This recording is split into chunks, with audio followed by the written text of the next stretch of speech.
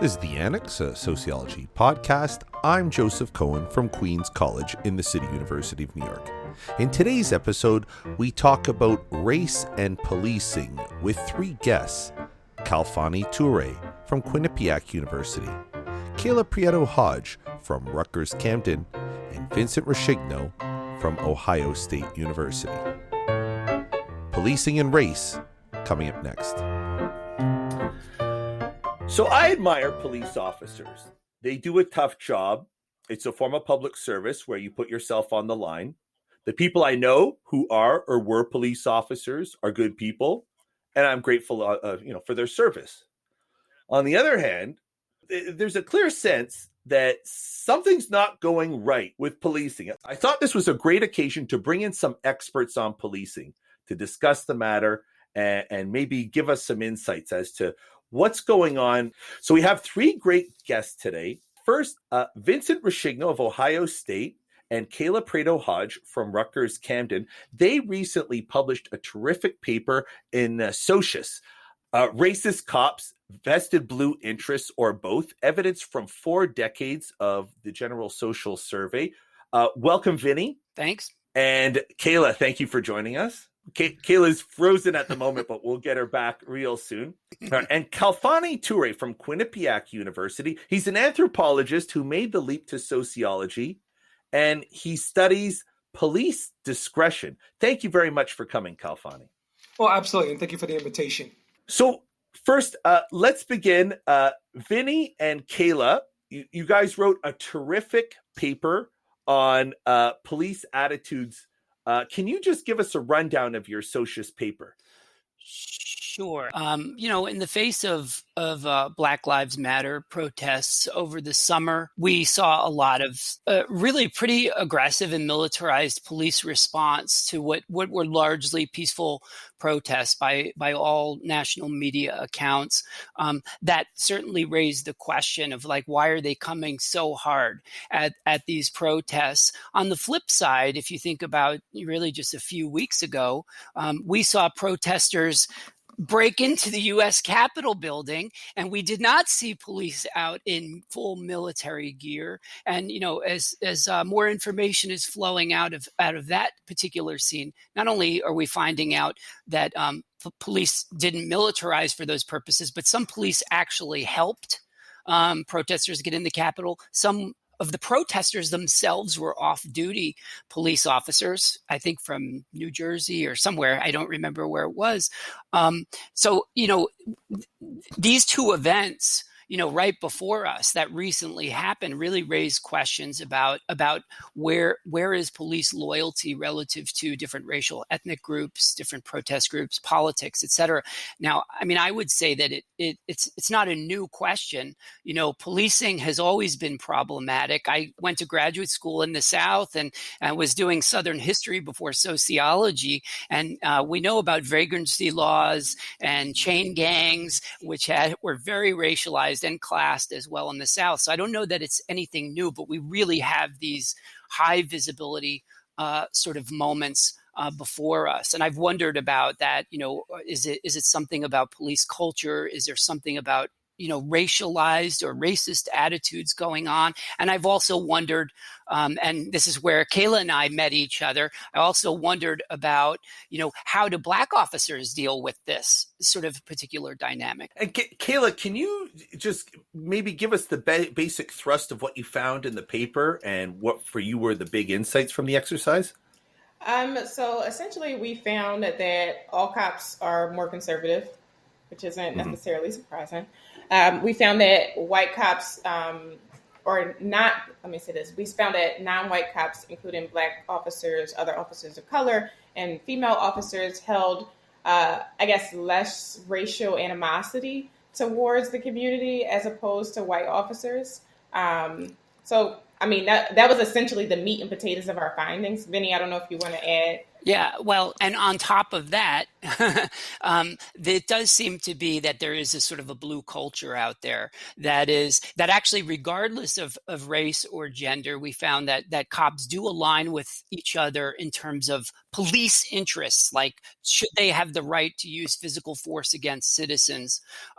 Do they think that cops or police departments are underfunded, at least compared to the general public? And, this is just an exercise to ask some really basic sociological questions with what I think is a sort of a gold standard of survey data on attitudes out there. We know our data is not perfect by any stretch of the imagination, but it did allow us to ask these questions that are for sure pressing at this particular moment. Yeah, and our findings have been consistent with other studies that have recently been done. For example, the Pew Research Center conducted a large nationally representative survey on police officers' attitudes towards race, towards funding, towards so many different things. And our findings have been consistent with, the larger studies on policing, for sure. Right. So it was interesting. It was, as an occupational group, they are more likely to believe that it's okay for police to hit people. What were the other ones? I'm sorry. What were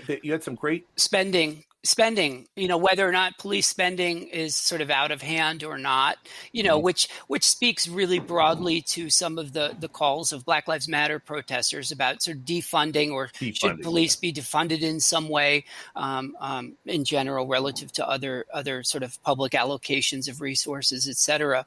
And we know from our analysis, it looks like, there are these differences with the general population, and even with similar occupational status groups. What we don't know, which, I think some of Kayla's work speaks to, and I'm imagining Khalfani's work speaks to as well, is what are the underlying processes? What's going on here? Is it selection into policing? Is it who police departments are recruiting, or is it something about the act of policing that is sort of driving some of these behaviors that we know have disproportionate detrimental effects on communities of color? It was also, they're more likely to believe that there's too much spending for the assistance of Blacks, and they disagree with the fact that racial inequality is due mainly to discrimination. Yeah, they're less likely than the general public to see discrimination as a force in generating contemporary inequality. That's right.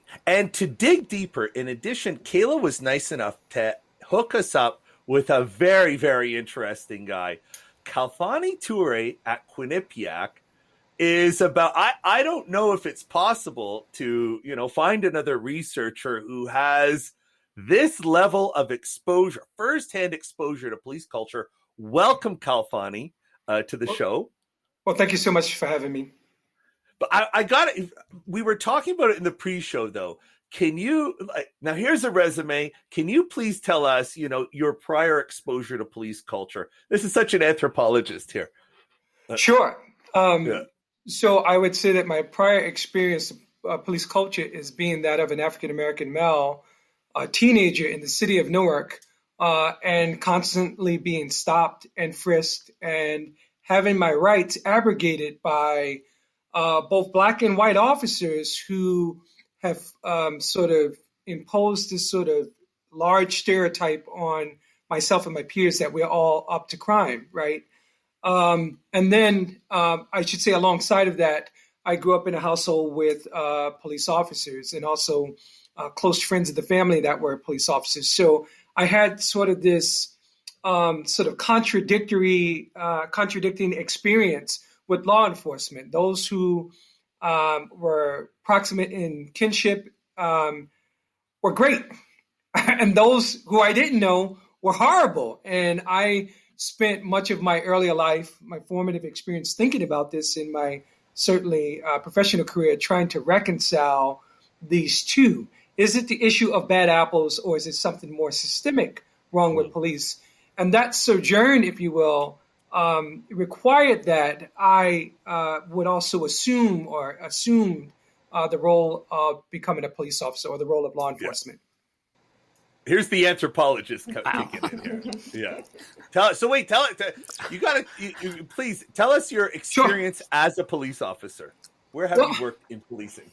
So, well, I mean, it's so much to say about this topic. And I guess what I would, just to give some context, I worked in the state of Georgia in the metropolitan Atlanta area, and I worked with 3 different police departments, both as a specialty of the state. I worked with the city police department, and I worked with the county police department. And these 3 different agencies, or if you will, 3 different scales, was intentional because it was part of my attempt to get the most comprehensive experience of law enforcement that I could get in a window of about 5 years. But what I would simply say is that, I mean, just so much here. I do think that alongside of the technology that has brought police brutality or racialized police violence into the living rooms of the average American, something that African Americans know all too well and have been given testimony to. I would argue you're absolutely correct. We saw this sort of contradiction between what happened at the Capitol, at the nation's Capitol, at the People's House, vis-a-vis what we saw in spring 2020, summer 2020. And to know and to learn that not only the Confederates of these violators or insurrectionists were also law enforcement, but that Congress people aided and abetted them, right?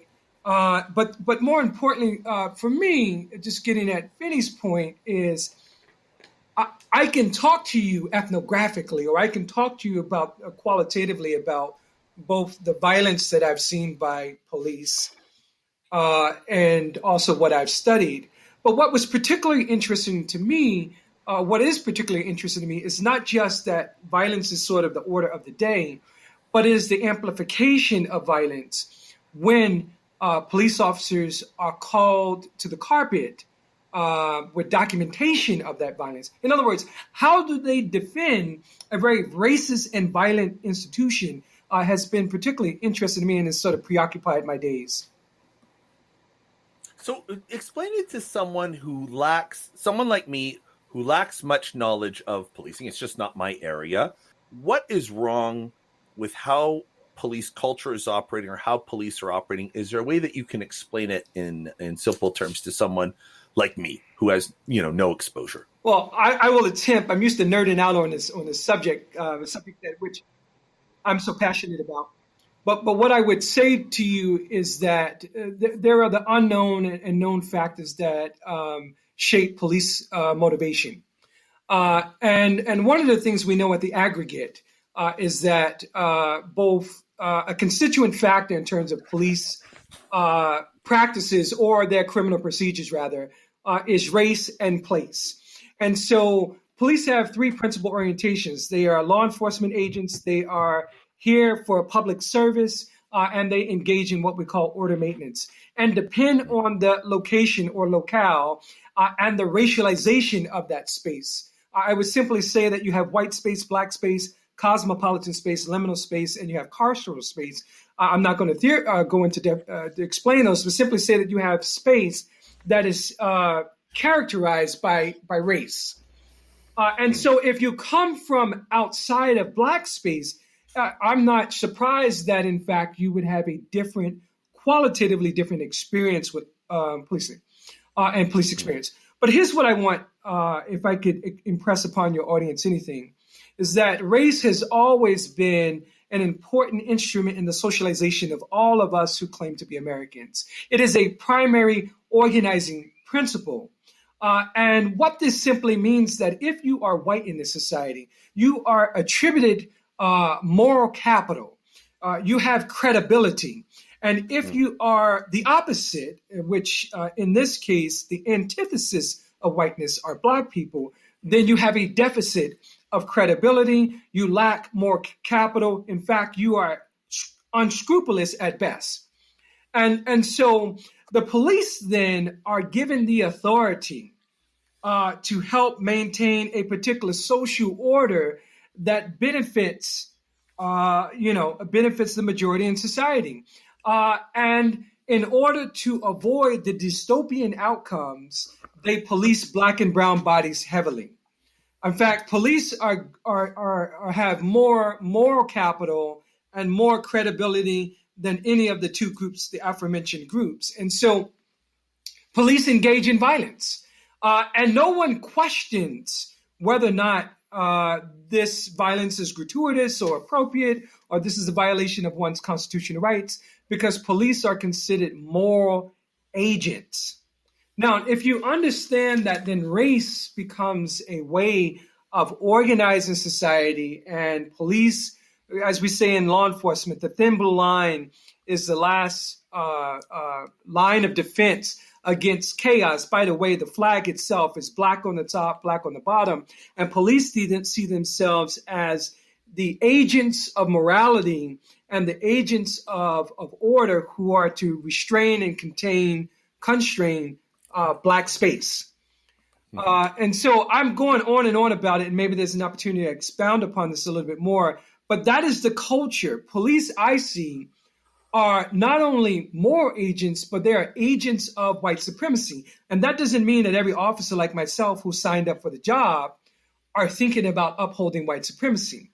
But what we need to do as scholars is to get into that void and explain how one's good intentions and professional practice helps to support this overarching system that represses brown, black life, and any life that is considered abnormal or non-normative. I sort of think about this relative to policing processes a little bit. I suspect Kayla will have some to say on this as well. And I know Michael Arevalo Sierra. has fascinating work on this too. How the community outside of the police station, or the community that is policed, is vilified before police walk out the door. It's us against them. It's the good guys against the bad guys. We're going to war. If you sort of go out into the street, or through your training, you go into the street and are disproportionately patrolling black and brown neighborhoods with that mentality, I mean, how can you not have sort of abuses of power? So I don't know if Kayla, has done this, spent 4 years talking to police officers in a very large metropolitan area. And I'm wondering if black and white officers are sort of going in with that sort of same, warlike mentality when they go out on the beat. Yeah, for the large part, yeah. Some officers, like Kafani, join the police force to change the face of policing. But it's hard to accomplish that within blue police culture, because if you want to be indoctrinated in this culture, which is, I guess, it protects you in a way, right? It protects your life while you're in the field. It protects your job security and everything like that. If you want to be indoctrinated into this culture, even if you do have good intentions, you have to adopt a blue cultural framework, which is anti-blackness, as Kofani also said.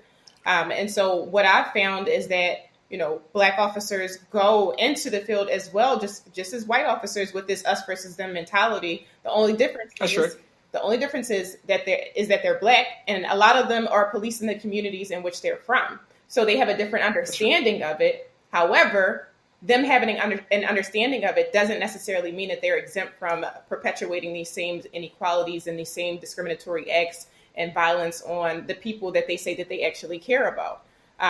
That's right. Yeah, that in a nutshell, to me, speaks to the pitfalls of these easy policy recommendations of, let's just do racial diversity.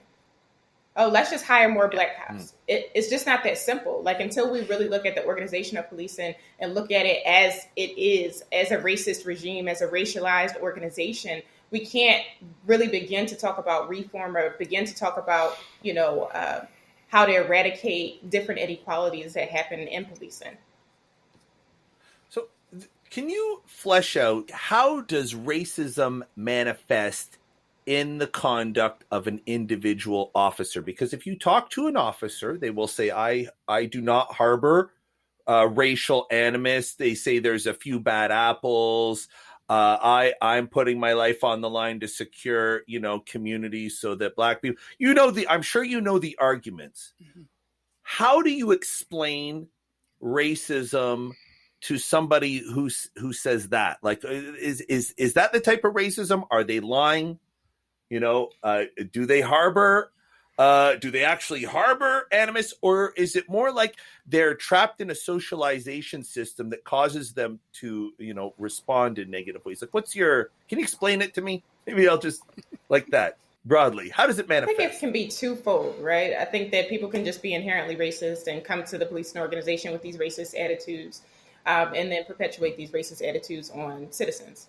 However, when you have the U.S. government waging various wars on the American people, such as the war on drugs, the war on poverty, the war on terror, when you have these different wars waged on the American people, how do you expect one to act or one to react in those types of situations? If you say, okay, the face of drugs, the face of gun violence is a black man or a black woman or a Latino man or a Latino woman or any other person except for a white person, if you have these wars waged on these people, and these officers are coming with, everybody has biases, right? Officers are coming in with their own biases. A lot of these officers, especially the ones that aren't from the community and maybe from the suburbs that come into inner cities, just as one example, their only exposure to Black people could be what they see on CSI or what they see on Law and Order. And so if that's one's only exposure to Black people, the criminal, when they then come to police this community, all of they're thinking about is the criminal.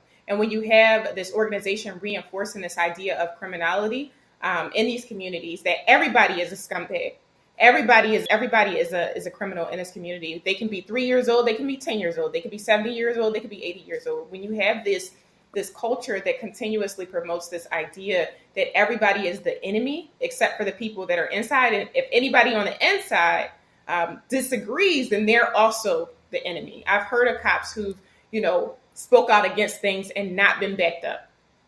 There's research to actually support stuff like that, where a cop might speak out against racial injustices and not be backed up in a situation. So literally their lives depend on perpetuating this racist organization and these racist ideas and realities in many cases. Let me, if I may jump in and give a very specific example and then point us to something more historical. So here's an example. During the snowstorm or blizzard or whatever it was that occurred in the state of Texas about 2 weeks ago, there was a young man named Rodney Reese who worked 2 blocks away from his home. He was a high school student, probably tall in stature, big in stature, but his face, in no uncertain terms, this was a baby. You could look in his face and see this was a little boy. And he was on his way home from work. He couldn't navigate the sidewalk, right? He couldn't traverse the sidewalk because it was covered in ice and snow. And so he chose to walk in the street. Again, he worked at a Walmart 2 blocks away from his house. And so the cops decided that this person who the initial call went out may be in need of help. But they decided that they would pursue this young man based on the crime of jaywalking. Now, I can tell you as a law enforcement officer, there's only rare cases where we would cite someone for jaywalking. That is, if you run out of the street and collide with a motorist, then we don't want the motorist to suffer the liabilities with regards to his insurance. And so we cite the pedestrian to say who was at fault. Otherwise than that, we rarely enforce jaywalking, right? White people jaywalk, Black people jaywalk, everyone jaywalks, right? The shortest point between 2 points is a straight line. And so this young man was arrested. This is an example of this willingness to see Black people as criminals as opposed to people who needs service. And so, and this is what I'm saying, symbolically, we are the assailants, right? We are the unscrupulous people. And if this is the primary organizing principle, then I'm not shocked again that Black, white, brown, or whoever officer would police these 2 communities in this disparate way. Now, in terms of the uniform, I would always say to officers who came out of the academy, if I'm training officers now or when I was training officers then, that uniform carries history. At every moment where there has been an epochal shift in the professionalization of law enforcement, I wonderful text is Badges Without Borders by Schrader, who's at Johns Hopkins. But at every point, it has always been about race. SWAT teams were developed because of the need to control civil rights movements. Police professionalization has always been situated around those who we see as the other. And this begins with, at least in the South, it begins with the enslavement of African people. So we don't have to look far for sort of the nature of the situation of racism. We just have to be courageous enough to just look for it and be honest about its interventions. It strikes me, though, that there are two conceptions of racism that are operating in this discussion. There is one conception of police as being part of a larger institution or structural white privilege, and they serve as a cog in a larger machine. And to me, that would be more a problem of white supremacy or, structural racism writ large, because they're enforcing laws that, racialized legislators pass that are ratified by racially minded voters or sort of white, white ethno-nationalist minded voters. And it's part of a larger cog. The second is police culture, where, police have discretion in how they apply the law. And there is something in between the official directives that might press them or incline them to engage in differential enforcement. Where, I'll give you an example. One of the biggest things that I observed that convinced me that there was a problem with policing was stop and frisk in New York City, because all of my students, without exception, were shaken down by the police. All of my male students of color, without fail, when they walked around in Queens, there was a period where 3 cops would jump out of nowhere and be like, show me all your shit. And they'd be like, all right. And these are lovely kids, but they're all nerds. I'm teaching a data analytics program, and they're visual. I don't see how anybody would appraise them to be a threat. That's the type of thing where there's a law and, that where the police have, they can just pull over anybody, which is sort of like a race neutral law, but somehow they're making a choice to shake down young students of color. And that's something that I would say is more specific to police culture or more strictly localized. Does that make sense? Well, I kindly want to push back on that and to say that it is easy for us to desire to disentangle police on the one hand from a larger system of white supremacy. I want to impress upon you, and I think in agreement with my colleagues who are here, that police operate towards their own interests. In others, that police are imbued with not just authority to enforce the laws, to serve and protect and engage in order maintenance. They are invested with this power or this authority to protect whiteness in which they share, and whiteness in which the larger society share. So what we're looking at is just two institutions, functional institutions of this sort of larger system. Now, you may say, in fact, black officers are not white. Well, when I was going into law enforcement, I also was mindful of the fact that I came from the city of Newark. I lacked credibility. I lacked more authority. And policing helped to give me something that I didn't have. And so there are black officers who are beneficiaries of this institution which protects whiteness. And so they too will go out and implement both the strategies or patterns and practices that help to uphold the larger system. So we got to be careful not to simply disentangle and treat these as two mutually exclusive conditions. One operates to serve the larger system as well as the other. And Khalfani brings up something really important, and which is, I think, part of this sort of police culture thing that I think deserves more attention, and that is solidarity and cohesion. within. And Kayla, a few minutes ago, sort of referred to a police officer who may be accuses a police department of discrimination within. And when she said that, it triggered, some of my other research is on discrimination and workplace discrimination. I've gone through a lot of case files, and the scariest case files I've ever gone through of discrimination cases at work are police officers that accuse either, their lieutenant or the police department in general of discrimination and are targeted by their fellow officers. You are now outside of the blue, and we are now going to target you. We're going to harass you. We're going to pull up in front of your house at night and shine lights in your windows and scare the hell out of you. Or I remember another case of a Black female police officer who had lodged a similar gender and race complaint, who was told flat out, you're going to work at the desk because I can't find another officer who's going to back you up if somebody starts shooting at you. And you'll never know when your bulletproof vest disappears out of your locker. There is a really coercive element to this solidarity.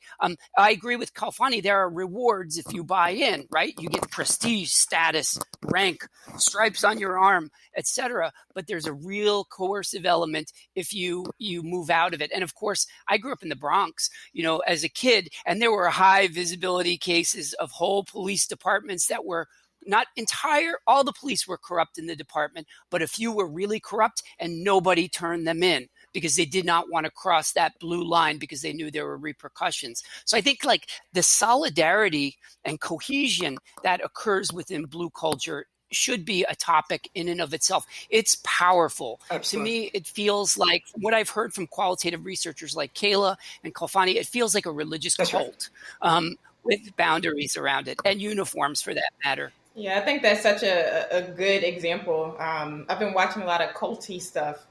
So I think that's just like a perfect example of what blue culture is. If you buy in, you buy in. They'll protect you by all means. And if not, then they won't protect you. And I think that's the struggle that many Black officers in particular face, whereas though, some of them may want to speak out. Some of them actually may enjoy the amount of power that they receive from the badge and the gun, and going into these communities that they were a part of at some point, but may no longer be a part of in many respects. And they enjoy this. One of the things that constantly came up in my research was officers reporting that, Black people called them racist. And they just didn't understand how they could be racist because they were Black. And how could they be racist against Black people? But if you really understand the depths of white supremacy and anti-Blackness, as well as how it relates to blue culture and policing in general, then you can understand like people don't like to. It's kind of like Rwanda. So essentially, it was like a big genocide. It was a big genocide, and nobody understood how to deal with it because it's like, well, they're not necessarily discriminating them based on how they look because everybody looks the same, and it's just they can tell the difference. And so, like in policing, when you have these Black police officers, it's like us as citizens, we can tell the difference. You act very differently than we would act because you may have a white counterpart with you, or because you may have your gun on you, you may have a badge. You have this authority that in any instance, if I say the wrong thing as a Black person speaking to you as another Black person, you can still take my life just as a white officer could take my life. And I think that people discount those things in so many different ways. And I think it's super problematic, especially when we have these conversations around racial diversity. And this is not to say like, if we keep the current state of policing how it is, it's not saying that we don't need racial diversity. If we keep the current state of policing how it is, in the face of the defund the police movement, the police abolition movement, if we keep it the way it is, sure, we need racial diversity. However, until we really interrogate the organization of policing, as well as police culture, there's nothing really that can change. You can give police money all the time. Police budgets increase every year.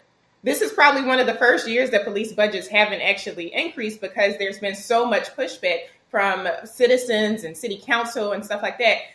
And it's just like, how much money can you throw at a problem before you realize that the problem is not going to be solved by just throwing money in it or investing more in it? It's like, oh, well, maybe we need to look at some alternatives. Like, I don't think in any other profession, if we think about doctors, would you continuously throw money at doctors if they continuously get malpractice lawsuits? Or would you say, well, maybe that doctor shouldn't be operating anymore because this doctor left tools in this person, or this person bled out, or whatever the case may be? I think that that's a really good example of how we should also treat police officers. Police officers really have the ability to take life, and nobody really considers that. It's just like, oh, well, our lives are in danger. And it's like, well, you also have the ability to take life away. And that's a really scary power to just give one individual. So when you ask about the individual versus the organization, the individual has a lot of power within an organization that has so much more power. Not even to talk about the unions. We're not even talking about the FOP or any of the police unions that are out there that are strong, and come very strong in presidential elections, in city elections, in DA elections. All of those elections are really, really driven by the FOP in so many different ways. So, for example, I live in Philly. I know that they hate the DA in Philly. They hate Larry Krasner. Hate him with a passion, because Larry Krasner promised that when he got in here that he would hold police accountable. And so what police then interpret that as is he has a witch hunt for police officers. And I've literally heard officers say, he's on a witch hunt for us. And to me, that's just so problematic to even view yourself in that way. Not to view yourself as, I should be doing the right thing, but to view yourself as, oh, I'm just a target because of my uniform, which is arguably what we argue, you know what I mean? What we go through as Black people. Like, I'm a target because of my skin, but literally you could take this uniform off and you'll be a totally different person. You know, that's I like Kayla's example. You know, we were sort of talking about, I mean, you could think of different occupational groups as having solidarity and cohesion, but something Kayla brought up, which was, you know, doctors and malpractice. Cops are one occupation where it's really hard to sue them for malpractice, as we know from these high visibility cases and the protections that police have when they do violence. It's incredibly hard. So it is not like any occupational identity. It is a power-laden identity. The levels of solidarity and cohesion are really high. And they also have these historically laden protections against, even when they do abuse their power. You know, if I want to add to you, Vinny, not so much about this event, about this point, I want to go back to this idea of the sort of coercive aspect of the culture. In fact, I should note that I refer to this culture as blue fragility. I can talk about that at some other time, but simply to say, tell us right now. But simply, I want to sort of give you an example of Adrian Schoolcraft. He's born out of Killeen, Texas. He's just a few years younger than myself. He worked with the New York City Police Department from 2002-ish to 2010, and he was legacy. His father, I think, rose to the rank of maybe lieutenant or something of that sort. But Adrian Schoolcraft is white. And if you actually look at the story, Adrian Schoolcraft, along with other Black officers, exposed NYPD for their quota system related to their stop and frisk and related to their racialized manufacturing of crime.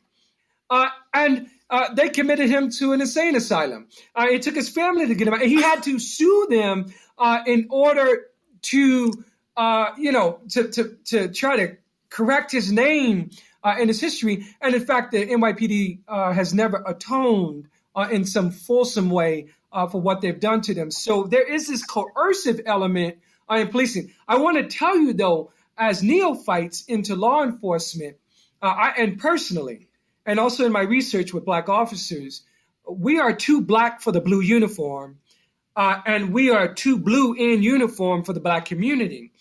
So for me, this was a space of privilege in a sense that I can observe both communities, while engaged in the communities, but I can also observe them from the distance. So it worked for me. But for Black officers and Latinx officers, you are tested. Will you uphold blue fragility or will you go against it? And those who go against it are on the outside and they face a lot of hostility at work. Those who come in support of blue fragility, they are provisional at best. It means this, that if I accept the structure of policing, it's racist and sexist and queerphobic, and classes patterns, I still have something to prove as a provisional officer. In other words, I never graduate from the field training experience because my actions will always be questioned, even by white officers who are lower in rank than myself. This is the reality of race. And then that Adrian Schoolcraft example is so powerful. And not to plug, that was nuts. I remember that story. Not to plug another podcast, but there's an episode of another very popular podcast where This American Life. Is that, I think it's called something like, is that a recorder in your pocket? Or are you glad to see me? I think that's where I heard about that. He recorded these conversations. I was glued with chills going up my spine about how they found ways of railroading him, finding him mentally incompetent, trying to get him committed. He was afraid for his life because he was doing the right thing. He was abiding by the law. He was dealing with, calling out his supervisors for, abusing and exerting a discretionary force in frisk and search. Powerful stuff. And that's one example. There are lots of examples in the history of policing of corrupt police captains, departments, where other officers who want to do the right thing are too afraid to do the right thing because it has long-term career consequences. That's right. I want to just check my comprehension here. And tell you what I'm understanding, the basic thrust of like the picture you're painting for me. I am understanding that you are saying, okay, there is an institution called policing. It has a strong socialization element, has a strong discipline element. To be part of the group, you have to some degree, surrender to the group. You have to stay in line. That institution is partly sustained by the institution of whiteness. That institution works with the institution of whiteness, and the institution of whiteness keeps the institution of contemporary American policing fed and protected and privileged. And the prizes of policing, the lifeblood of policing, as it currently operates now, it's kind of like what's paying its bills is whiteness. And it's maybe paying its bills by, I don't know, through the Republican Party, through white voters of both parties who will reflexively support the police if the right cues are given.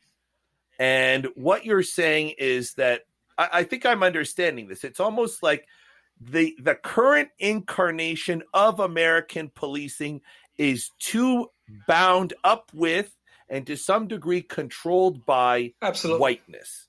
Is that what you're saying? And so blue fragility as a defense. So when we call into question whiteness, when Kayla and Jason Williams and Sean Wilson and Lorenzo Boyd and DeLacy Davis and some of these other activist scholars call into question whiteness and the institution of policing as a white institution, blue fragility then is the response. It is the professionalized and socialized response. And blue fragility is a set of what I call protective strategies that police deploy against challenges to their legitimacy, to their moral authority, to their almost exclusive license to use force, as Kayla so eloquently pointed out, and to the fictional idea that they are exclusively fit to bring about public safety and social order.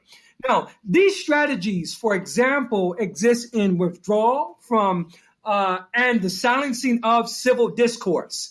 It involves verbal and physical aggression.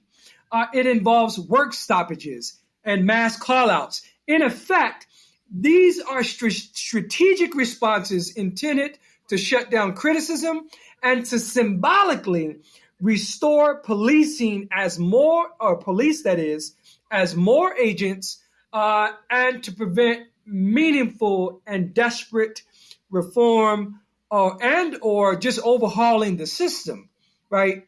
And this is what blue fragility is. And if you actually look back at, Atlanta, or you look at George Floyd, or you look at some of these, you look at Buffalo, New York, or Rochester, the responses to the disciplining of officers were work stoppages, there were call-outs.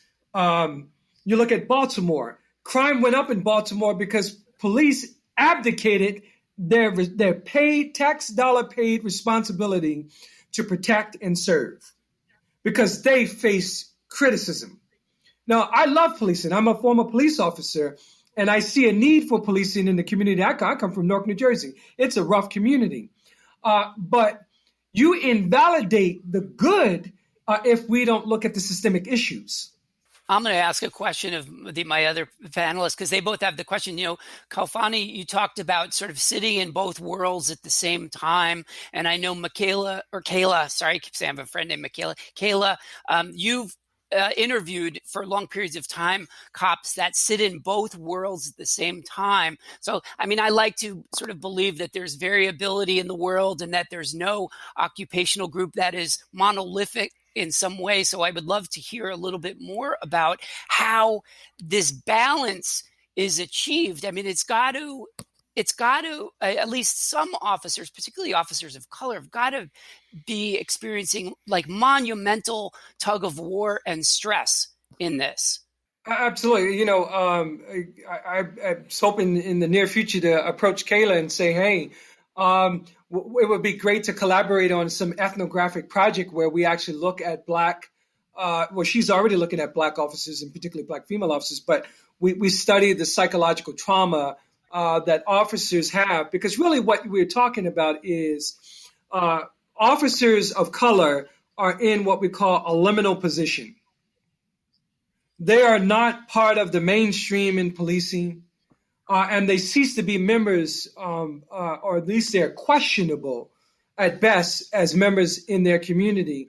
So there is a certain exclusion, a dual exclusion that occurs for Black and brown officers, queer and trans, LGBT officers, etc.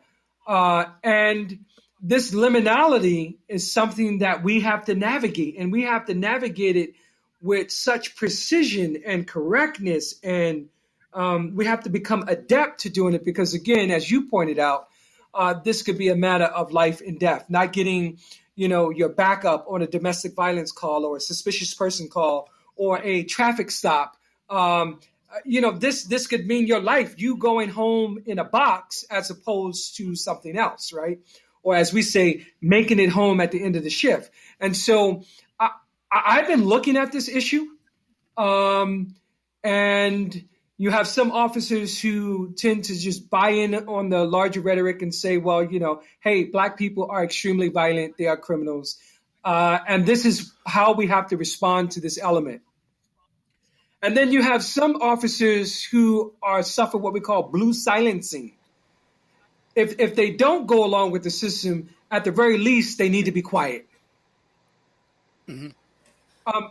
Is this sort of what you found, Kayla, in terms of variations among officers? Some buy in lock, stock, and barrel to the blue, and some are sort of on the edges? So one of the papers that I'm writing right now, and Vinny, I think this is the one that you're actually looking at for me, or we've looked at together for so long. But so this one paper, it accounts for this variation, right? So like I acknowledge the fact that there is no monolithic Blackness, right? Sure. And I think that's part of the problem too, where we get into this, let's just do more Black officers. And it's just like, well, what kind of Blackness are we talking about? And not that one Blackness is more Black than another Blackness, but the type or the viewpoints of an officer or a Black person really mattered to a particular community. So from my community couldn't maybe be in a middle class Black community, or somebody from a middle class Black community doesn't necessarily speak to, a lower class Black community. And that's totally fine. But we need to acknowledge that and address that in ways that are productive. We can't just have Black officers from different communities come in and say, oh, well, this is symbolic representation and we have it. No, we need legitimate active representation. Again, if we're going to keep this current system of policing, we need active representation, not just, oh, well, I'm just going to be the face of policing. I'm going to perform these racial tasks, as Adia Harvey Wingfield points out, these racial tasks. I'm just going to be this person. I'm going to police these communities the way that they need me to police them, and that's going to be it. I'm not going to risk my life or risk my reputation to help save people that don't need saving or can't be saved. And I think that viewpoint is very real. So I have one interview that really, really sticks out to me when I think about this. And I gave this guy an example of, and this is when I first started the project, gave this guy an example of an experience that I had with a Black police officer, an experience that one of my sisters had with a Black police officer. And he says, oh, well, the reason why Black cops go in and are more hard on Black people than the white cops is because this is our reputation. You as a Black person, you speak for us. So the white cop is looking at me as though I'm a bad person. So then I have to go and I have to correct you in a way. But again, it's different types of Blackness. And the blue police culture doesn't allow for that. And I mean, society doesn't really allow for that conversation, really. Like we all get grouped in. Everybody's a criminal Black male, criminal Black female, whatever the case may be. So society doesn't really want to have this conversation about the nuances of Blackness and different intentions of Black people. So, for example, if we think about even political leaders, if we think about a person like Ben Carson, would I want Ben Carson making housing decisions for inner city communities, inner city Camden or inner city Philadelphia? Would I want Ben Carson doing that? I really, that's right. That's right. You know, so I think that it's these different types of Blackness that we really have to acknowledge, you know, and not all Black officers are going to be the speaking piece to the Black community. In my research, some Black officers saw themselves, and from my interpretation, were really racial justice oriented. But typically those officers don't last because they just understand that it's impossible to try to do the race work to commit to amend for centuries, years of oppression. They realize that they're up against a system, an organization, a union that just would never allow for anything like that. And so, like, when you think about the mental health of Black police officers in particular, but all police officers in general, because all of them suffer trauma if we're being very real. But if you think about the mental health status of Black police officers toting the line, this double consciousness that they're constantly going through, like, oh, they're trying to be blue, they're trying to be Black, they're trying to understand, but they have these organizational expectations that if they don't conform, as Tommaso McDeviant and Evan Holt say, these mechanisms of social closure will come into play. And so again, they have to fear for their lives, they have to fear for their kids' lives, they have to fear for their job and different things like that. So I think that there's so many things that we have to account for that, you know, people just pass off reform as, oh, we'll just do this reform or we'll do that reform. It's just not that simple. Sure. And I found that you know, they say that officers tend to burn out 3 to 5 years.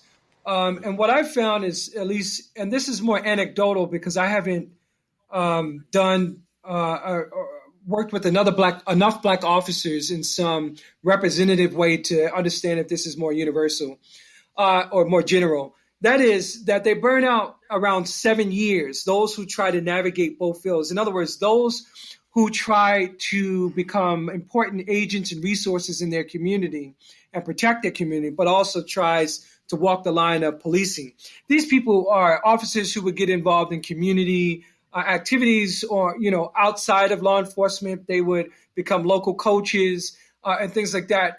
But just the practicality of trying to do this is very onerous. And I found that these officers, you know, tend to burn out. And that's on the good side. Now, what I've also seen in the city of New Haven, that these officers often rise in rank because they become important interlocutors between the larger community, right? Those officers who tend to lock, stock, and barrel by the narrative of these criminalized constituencies don't necessarily rise the rank in a way because they don't have an interest in the community. These Black officers have accepted that this is a problematic group. The courts have failed us. There's a revolving door, and we keep ending up dealing with the same derelict members of society. Whereas those who are also trying to navigate this and be a resource to their community, they tend to rise in ranks because they've established significant ties with them, but they burn out. Wait, Kalfani, can I understand this correctly? I think what you're saying is, if you're a Black officer, the good career play is to go hard on enforcement against communities of color, because then you can rise through the ranks and be sort of be like the liaison between the blue and the Black community. Whereas it is less advantageous or a less successful career route to try to, change the system or humanize people? Or is that what you're saying? I heard him saying actually something different. I heard him saying the officers that last longer and that rise are those that effectively play both sides of this. That is, they try to integrate their communities, but they also are sort of stand-up officers. I would imagine, Kalfani, I mean, correct me if I'm going off on a tangent here, but those officers are probably symbolically really important for police departments to hold up, especially at pivotal moments when there are tensions. Absolutely. With the community. These are your tokens at times. They become tokenized by the police departments, not only for its public marketing campaigns of inclusion and diversity, but they are often the individuals you put out on Front Street when there is a critical incident where the criminal procedures of the officers is questionable and it may have led to death or bodily harm of some constituent member of society. Now, but just a clarification here, the officers who buy the narrative lock, stock, and barrel may last longer than these individuals who are able to effectively play both sides and serve as a resource to the community.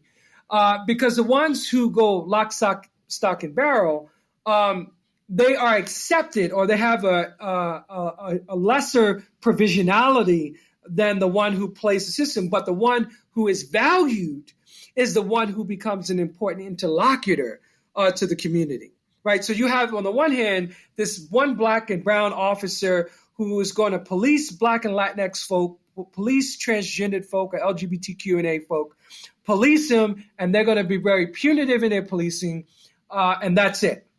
Whereas this one who balances more adequately, he or she knows how to pivot from law enforcement to service. And that's a difference.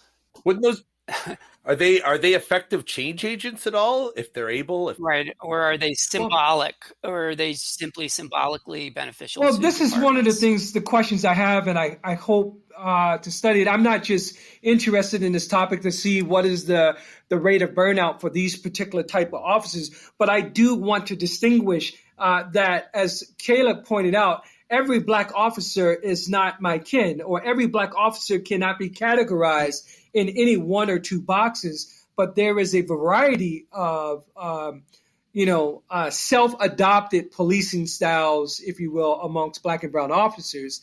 And the sociological record has to deal with this. The anthropological record has to engage this. Yeah. I think Kayla's on the way to doing this. I mean, like, Du Boisian double consciousness and the veil is just prime for this. And I know you're drawing from Du Bois. I mean, did you find the same thing, Kayla, in your work in terms of either sort of burnout or those cops, black cops that buy in lock, stock, and barrel versus those that are trying to negotiate? You know what one cop told me? He said we were sitting down and there was a whiteboard, and he drew a table and he says, okay, this is the chief, this is the lieutenant, this is such and such, this is such and such.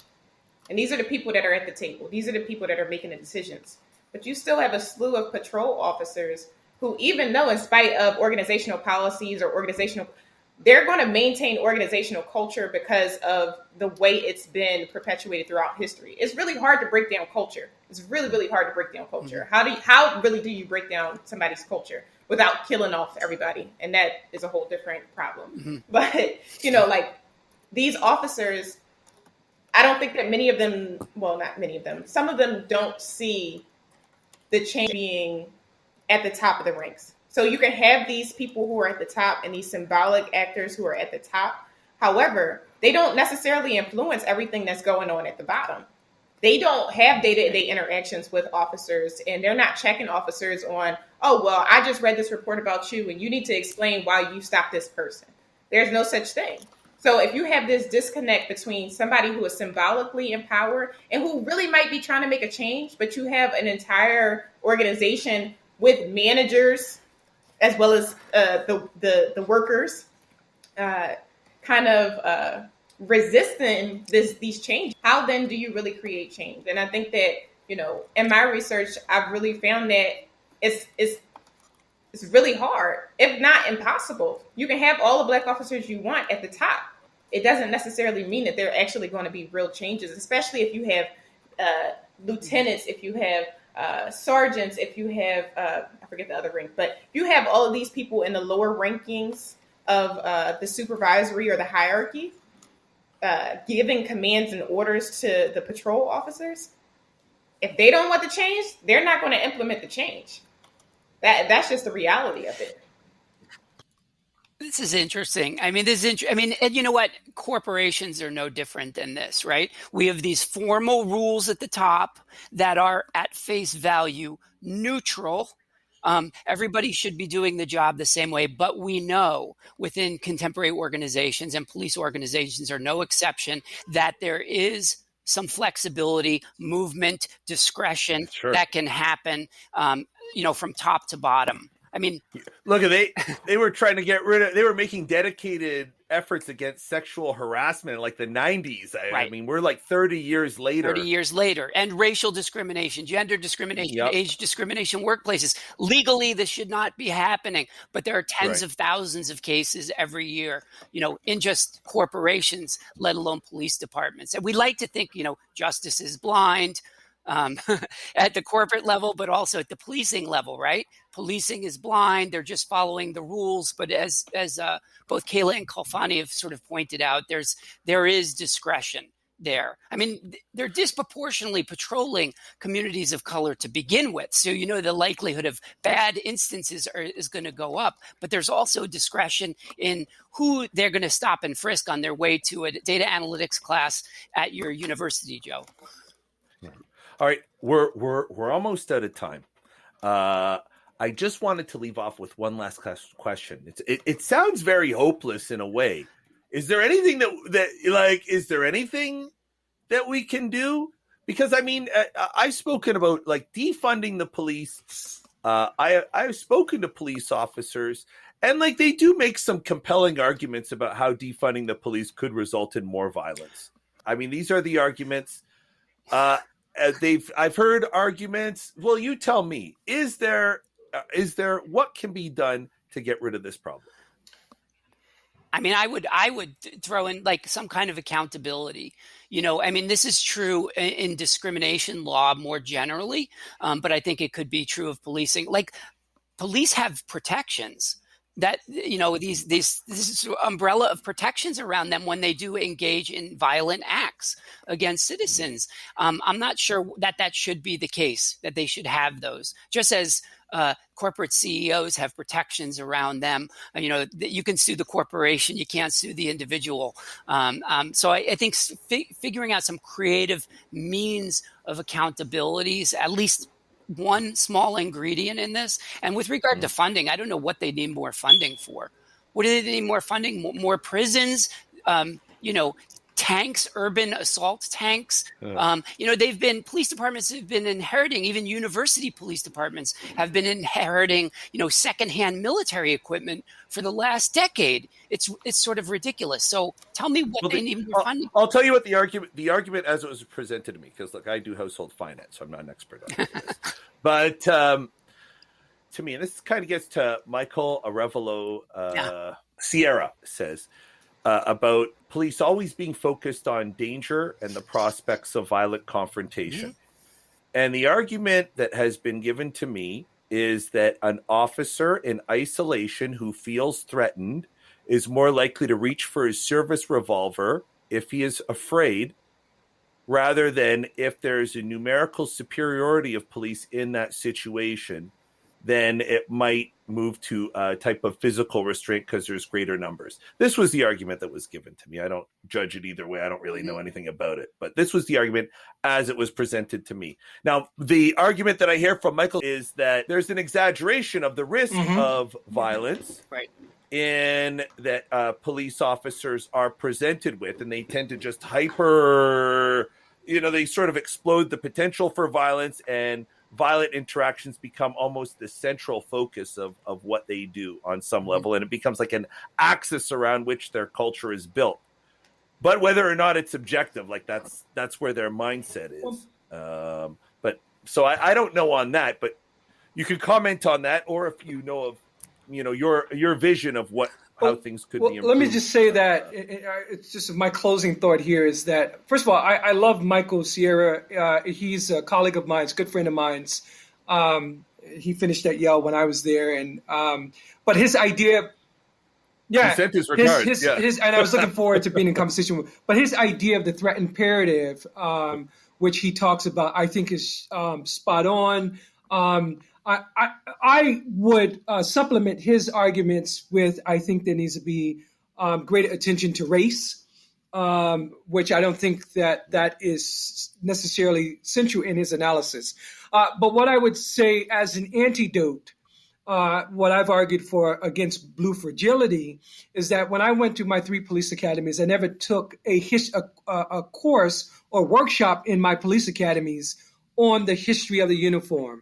Like, in other words, what is the history of policing? Why is it that quote unquote marginalized communities have so much cynical legal cynicism and distrust for law enforcement? Well, there's a history. The uniforms themselves are drenched in white supremacy, in sexism, and in homophobia, and in so on and so much. And so you may come out the academy as a neophyte and have absolutely no history.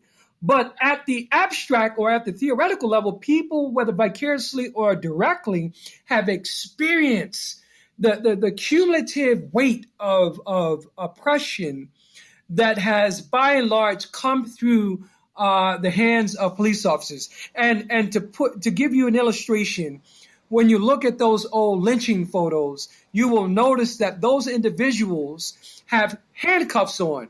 Who handcuffed them? They were handcuffed by police officers, and police officers was part of those marauding crowds at night. They just didn't have hoods on, they had uniforms. You've been listening to the Annex, a Sociology podcast. Thank you to our guests, Khalfani Ture from Quinnipiac University, Kayla Prieto-Hodge from Rutgers Camden, and Vincent Roscigno from The Ohio State University. We're on the web, theannexpodcast.com, on Facebook, The Annex Sociology Podcast, and on Twitter @Sociannex. The Annex is a production of the Queen's Podcast Lab. For more information, visit queenspodcastlab.org. Our production team is led by Liseth Moreno and Hanmei Cho. Music by Lena Orsa. I'm Joe Cohen. Thanks for listening.